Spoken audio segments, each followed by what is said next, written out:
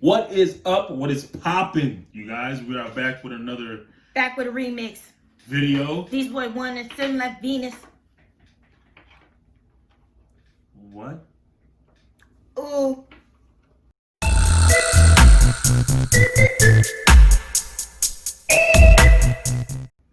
What's poppin'?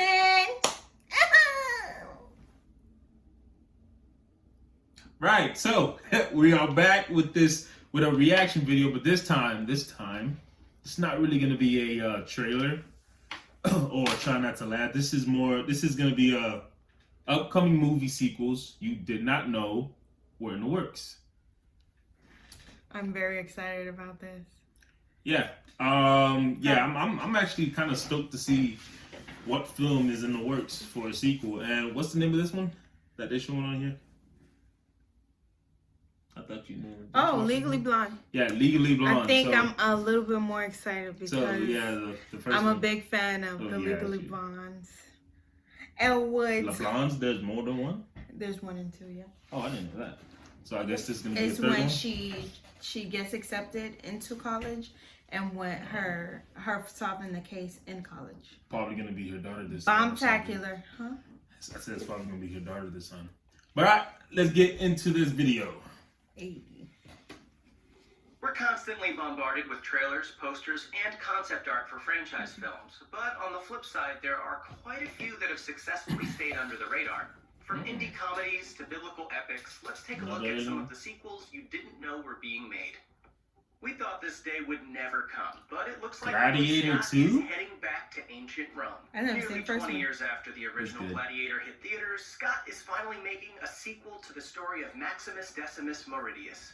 Of course, old Maximus is busy walking through wheat fields in heaven, so what's the sequel going to be about? Are you not entertained?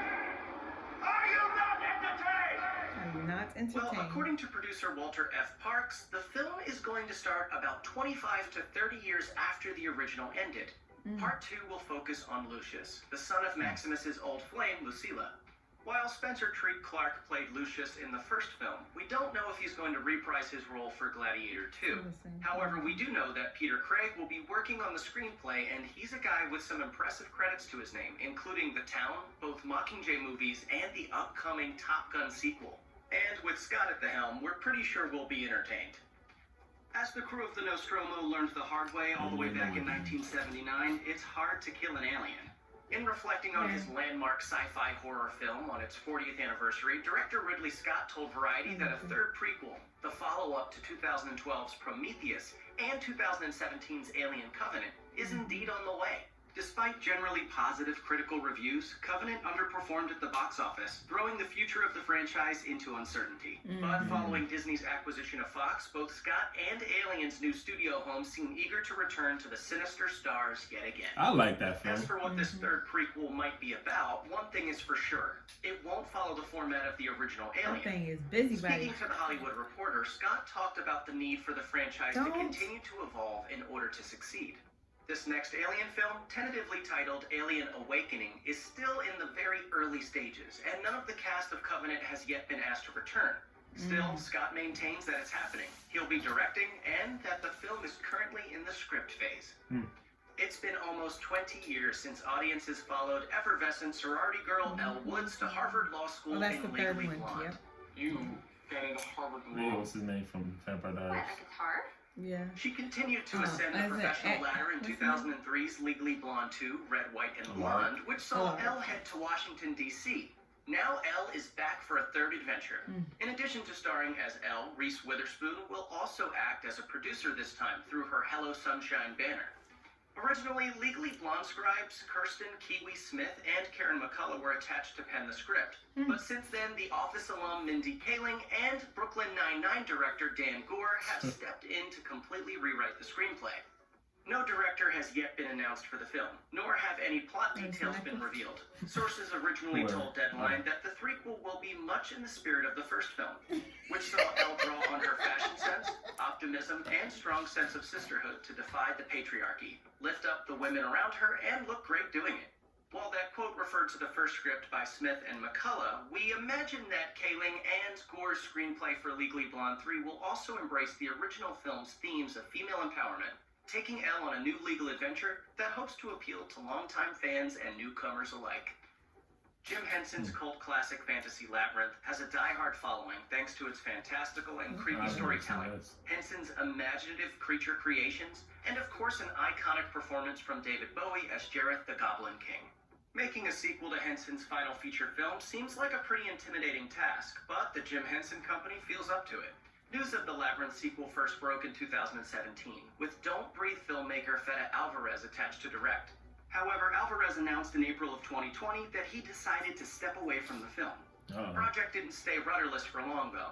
In May of 2020, Deadline reported that Doctor Strange director Scott Derrickson has stepped in to helm the highly anticipated sequel. While we don't yet have any details on the story that will bring us back into the world of Labyrinth, insiders have said the sequel would indeed be a continuation of the story that began in the original film, but that the character of the Goblin King would not be making an appearance. Although rumor has it that a third Sherlock Holmes film starring Robert Downey Jr. has always been a part of the Warner Brothers plan, the actor has spent the past decade anchoring the Marvel Cinematic Universe as the genius billionaire playboy philanthropist Tony Stark. Saving the world every couple of years is a draining gig, and Downey's superhero commitments kept him from being able to take up the detective's trademark pipe for a third time. However, now that Downey has finally exited the MCU for good, he finally has time to team up with Jude Law's Watson for one more case. The third Sherlock Holmes film will be helmed by Rocketman director Dexter Fletcher, a departure from the first two films, which were both directed by Guy Ritchie. While Sherlock Holmes 3 was originally scheduled to release on Christmas Day 2020, it has since been pushed back a year and will supposedly now be striding confidently into theaters December 21st, 2021. The Hitman's Bodyguard wasn't exactly a critical success, earning a pretty lousy 39% approval rating over on Rotten Tomatoes. It was good, I liked it. But the movie did pretty well at the box office, pulling in $177 million worldwide. Wow. After all, how can an audience say no to the combined charisma of Ryan Reynolds and Samuel L. Jackson? These two dudes are as charming as it gets, so fans of the first film will be happy to know that The Hitman's Bodyguard is getting a sequel, confusingly titled The Hitman's Wife's Bodyguard. Reynolds and Jackson are both returning, and Salma Hayek is coming back as the titular wife. According to The Hollywood Reporter, the plot will find Reynolds' bodyguard trying to live a peaceful life when he gets mixed up again with Jackson's hitman. The movie will also star familiar names like Morgan Freeman, Antonio Banderas, and Richard E. Grant, and promises plenty more wild action. Your move, creeps. RoboCop is back. According to Deadline, the cyborg star is returning to the big screen, although it seems this new film is going to mess around with the continuity. The original RoboCop was directed by Paul Verhoeven, and it made quite a killing when it was released in 1987. It did. After two sequels starring original actor Peter Weller, the franchise was rebooted in 2014 with actor Joel Kinnaman in the title role. The remake wasn't nearly as popular as the first film, and sadly for Mr. Kinnaman, it looks like the new film is going to ignore the recent remake. The latest entry in the franchise will be called RoboCop Returns, and it began life as a script written right after the original was a hit. Sadly, the script never got made, but now MGM is giving it another go. Sadly, Peter Weller won't be returning to reprise his role, which leaves the door open for yet another actor to go cybernetic. Though Neil Blomkamp was initially attached to direct, he announced in August 2019 that scheduling conflicts had forced him to depart the project, tweeting that he was, quote, excited to watch it in theaters with other fans. In November of 2019, Orion Pictures announced that Little Monsters director Abe Forsyth had taken up the helm of RoboCop Returns and will be giving the screenplay a fresh rewrite. When the Meg swam into the public consciousness, some might have scoffed at this ridiculous one of her favorite movies. But the Megalodon movie earned some serious coin at the box office, pulling in more than $500 million worldwide. After all, this is a movie where Jason Statham goes to war with a gigantic shark. Who doesn't want to see that? After audiences went into a feeding frenzy for the film, plans were almost immediately set in motion for a sequel. We don't really know what the plot will be, but since The Meg is actually based on a series of books by Steve Alten, the sequel might draw on the next novel, which features an even bigger shark and the giant crocodile-like Chronosaurus. In other words, The Meg 2 might feature Statham fighting a monstrous shark and a dinosaur fish, which is a major win for moviegoers everywhere. Megalodon. We appear to be in the midst of an Eddie Murphy renaissance. After gradually fading from the spotlight since his heyday in the 80s and 90s, Murphy is suddenly back in a big way.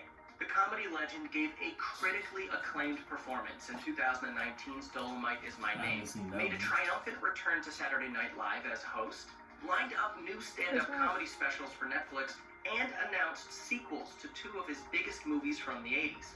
While the Coming to America sequel is the one getting the most attention, Murphy's also planning to return to Beverly Hills Cop. Marking the fourth installment in the Beverly Hills Cop franchise, this newest sequel will also be a collaboration between Murphy and Netflix, after Paramount previously pulled the plug on a planned Beverly Hills Cop 4 back in 2016.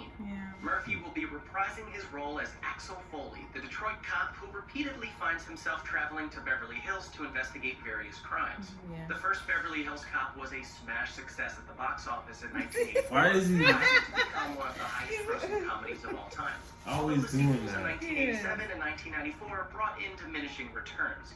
There's no word yet on when Beverly Hills Cop 4 will move into production at Netflix, but considering how fast Murphy's star is rising once again, we wouldn't be surprised if the streaming giant decides to strike while the iron is hot. After two Tomb Raider films starring Angelina Jolie in 2001 and 2003, the franchise was rebooted in 2018 with Alicia Vikander in the lead role. Now that new franchise is also getting a sequel, currently set for release March 19th, 2021. Vikander is set to reprise her role as Lara Croft, and Ben Wheatley will direct a script penned by his wife and frequent collaborator Amy Jump. Adapted from the popular Tomb Raider video game series, the first film follows adventurous archaeologist Lara Croft as she journeys into perilous locations in search of her missing father. Although little is known about the plot of the sequel, the first film set up one possible storyline with its reveal that her father's former business partner, Anna Miller, heads up the very company that was set to release the world-ending virus that Croft prevented. The door is wide open for Kristen Scott Thomas to return for the sequel, stepping more fully into the role of villain than she did in the first film. While writer and director Kevin Smith was in quarantine in 2020, he did some polishing work on a few old script ideas. One of those is the sequel to 1995's Mallrats, which he penned under the working title Twilight of the Mallrats. The plot of the original film pivots around a dating game show being filmed in It stars Jeremy London, Jason Lee, Claire Forlani, Shannon Doherty, Ben Affleck, and Michael Rooker. This time, instead of a game show, the plot will focus on some sort of convention taking place at the mall. Of the original cast, Smith confirmed that Shannon Doherty will be returning for the sequel, and that she's already read the script and loved it. He also tweeted in May of 2020 that Jason Lee was in the process of reading the script, although Lee hasn't officially signed on yet. Joining Doherty for Twilight of the Mallrats will be Jay and Silent Bob reboot co-star Aparna Brielle, who Smith says will be at the center of the sequel as the daughter of Lee's character, Brody Bruce. Twilight of the Mallrats doesn't have a clear release date yet, but Smith hopes to start shooting soon. After the runaway success of the Hunger Games series, which dominated the box office from 2012 We still haven't to finished the 2015, third one. and Watch the sold third more one. than 65 million books in the Mockingbird, US, it seemed Mockingjay. likely that audiences would one day get the opportunity to That's return why we to the said that, dystopian world of Mockingjay. Panem When one they way or was in another. there. Sure enough, in June of 2019, publisher Scholastic announced that it would be releasing another novel by Suzanne Collins set in the Hunger Games world, and the Ballad of Songbirds and Another Snakes book? hit shelves on May 19th, 2020. Yeah, I Set have to buy that. 64 years before We the got all events the of other the ones. Hunger Games, We the did. Ballad of Songbirds and Snakes follows an 18-year-old Coriolanus Snow, who would eventually grow up to become the ruthless ruler of Panem in Collins' original novels. A film version of the Ballad of Songbirds and Snakes was confirmed by Lionsgate prior to the book's release, to be directed by Hunger Games veteran Francis Lawrence. Fans of Charlize Theron in action roles are in Atomic for a Blonde, treat. too. The Mad Max Fury Road That was and the bomb. Old Guard star will soon be slipping back into the platinum wigs Right in of the Lorraine Broughton, her And she enigmatic wasn't even character in from the Atomic Blonde. Theron she didn't told really the have an Hollywood English. of 2020 that an Atomic Blonde sequel was in What you active call it? development, and that the lockdown due to the coronavirus pandemic was actually helping move the process along, giving Theron and the writers more time to work on the script over Zoom. Also starring John Goodman, James McAvoy, and Sofia Boutella, the first film found Theron's ruthless MI6 agent investigating a murder and dodging double crosses coming from every angle in Cold War-era Berlin. No details have yet been revealed about the plot of Atomic Blonde 2, but if the first film is any indication, we expect another twisting spy caper with plenty of hard-hitting action. Some Freaking films John get Wick theatrical or Another streaming national sequels, while treasure, others get okay. turned into TV series. But if I you're the seen Nicolas parts of the Cage first starring treasure hunting film National Okay. Treasure, you get both. The long-awaited threequel to 2004's National Treasure and 2007's National Treasure Book of Secrets seems to finally be moving forward at Disney, and they've tapped Bad Boys 4 scribe Chris Brenmer to write the script. But that's not all. National Treasure will also find new life as a Disney Plus TV series, which producer Jerry Bruckheimer says is currently in the development process. While the TV series will feature the same concept, but a young cast, National Treasure 3 is expected to reunite the cast from the first two films, presumably including Diane Kruger, Justin Bartha, and of course Cage as protagonist Benjamin Franklin Gates. Also expected to return is director John Turteltaub, who helmed both of the first two films. Although Bruckheimer says the Disney Plus series is currently further along in the development pipeline, he's hopeful that both projects will ultimately come to fruition, delivering a veritable treasure trove of new National Treasure adventures. For anyone who spent their childhood staying up late at night, reading the spine-tingling Scary Haven't Stories seen to that one, Tell have in you? the Dark short story collections by Alvin What Schwartz the- and illustrator Stephen Gammell, the news that master horror filmmaker Guillermo del Toro was adapting some of those stories into a feature film was likely creepy music to their ears. The Scary Stories to Tell in the Dark film, directed by Andre Overdahl, arrived in 2019, Oh, weaving a wow. number of the chilling short You saw that stories Rogue from the One books Eye? into a single narrative. The film was a success, receiving mostly positive reviews and performing respectably at the box office. In April 2020, a sequel was officially announced, which would reunite Overdahl and Del Toro for another round of spooky tales. Set in 1968, Scary Stories to Tell in the Dark followed a group of teens who are horrified to realize that the terrifying stories written in a book they found are becoming a reality. Realistic, Once again, yeah. Del Toro will be crafting the story for the second film, although he hasn't revealed yet whether Scary Stories to Tell in the Dark 2 will continue the story that began in the first film, which left the door wide open for a sequel, or if it will follow brand new characters and events unrelated to the first film. Check out one of our newest I hate videos films like right that here. where Plus, even more Looper videos about your favorite movie. they have like That right there? they have like that one movie and then they have like a sequel to it, but it's a whole completely different cast and a different, you know, it's not a continuing. It's not a continuous of the original members. I mean, my opinion, I just don't like movies like that. Yeah, because you know what happened? You get sold by the characters. Yeah, you that get attached by some started. characters, and then you in the next movie you see. I mean, That's- at that point, make a remake. Yeah, exactly. That's like what they did with Halloween Town. And they did the first 3 Halloween Towns all with the same The fourth one was the actors. same cast fourth too, but one but the main had a different main character. Yeah, But it's still not the same. but I don't know what I mean. What I mean is like with that situation. Listen, with that situation, the storyline was still connected together. With movies like that, they say they might do a whole different cast, and Yeah, So at that point, that's a whole different cast. Yeah, so if they would have said, okay, this is if like the movie came out and then they'll say, you know what, this is a remake, it would have made more sense. It would have made sense. That's true. But yeah, I don't know. Y'all comment down below. Let us know what you think, because I mean, some of them I'm excited for. Yeah, Some of them I I was didn't just know. gonna I say never that. seen the first ones. Like the RoboCop, I'm very excited. Yeah, I'm excited to see The Legally Blonde, of course, I'm excited. I would have to see the first one. I haven't seen The first 2. first 2. Yeah, What was the other one? The last one that they were talking about? Was that With the scary one? Scary Stories. That That'd be the looked second like one. it was a good classic when it came out. So I probably Classic. Yeah, because that was the 80s, isn't it? No. Why was it feel so old? I seen the trailer, but it wasn't. It was like 2-3 years ago. I think I seen that trailer. Really? Oh, Yeah, movie trailers. It looks like it was like in the 90, 95, 98.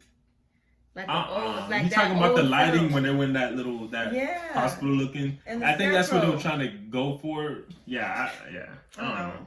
I don't know. Me not know. But yeah, we're either. definitely gonna check those films out. We gotta watch a lot more films. Yeah, we do. But I see. But yeah. So comment down below what you guys think about those films. Are you guys excited to see those, or are you guys not excited? Are you guys excited about RoboCop? Yeah. Possibly. I love In it. Yeah, I wanna see that. consideration, I do like it too. That's crazy. I didn't know it started in '87 though. I thought it started in the '90s. 80s. Because my brothers were very obsessed with RoboCop. I think a lot of people was obsessed with RoboCop. But yeah, I'm looking forward to it. But you guys have a nice one. See you in the next video. And like, comment, subscribe, so you can see more content and don't miss out. And yeah. Bye.